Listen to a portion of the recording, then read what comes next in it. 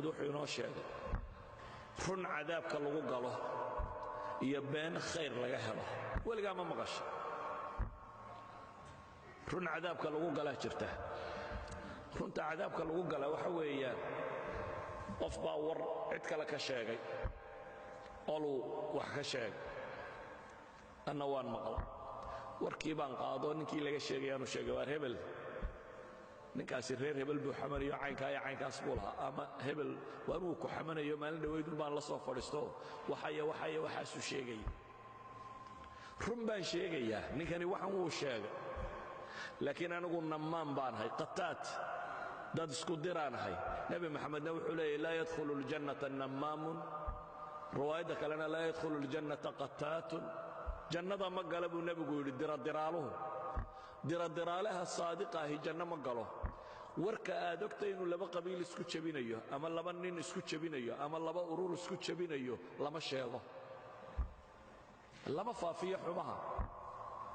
hebel intaad warka soo dhegaysatay oo run ah oo uu lahaa oo uu caytamayay oo waxaan sheegayay satri baa lagaaga baahay inaad qariso saan muslimiintu isu dilin laakiin intaad la cararto inaad tidhaahdo labadayda dhagood baan ku maqlayay isagoo waxaa ku hadlayay labadaba naxaas baa kaaga shumaysa khayrka heli maysid labadaa dhagood aad ku maqashay khayr kuma helaysid been baa jirta nebi maxamed uu yidhi waa khayr oo waa maxay laysa alkadaabu aladii yuslixu bayna annaas buu nebigu yidhi beenaale ma aha ka dadka dhexdooda islaaxinaya fayunmi khayran aw yaquulu khayra imaamu nawowi wuxuu leeyahy raxmat ullaahi calayh waaldaahiru xaqiiqati alkadib buu leeyahy culammada badh baa yidhaha waa tawriye iyo tacriid iyo kan imaamu nawowi wuxuu leeyahy waaldaahiru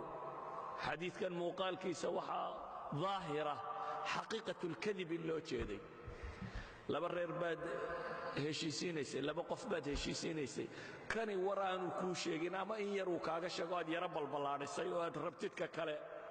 inuu qaato oo uu soo daadego ayaad sheegtay dhibi kuma jirto sida xadiidkaasi nebigu calayh salaatu wasalaam tilmaamayo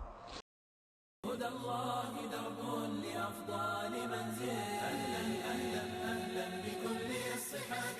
أهلا أهلا أهلا كوابل السحاب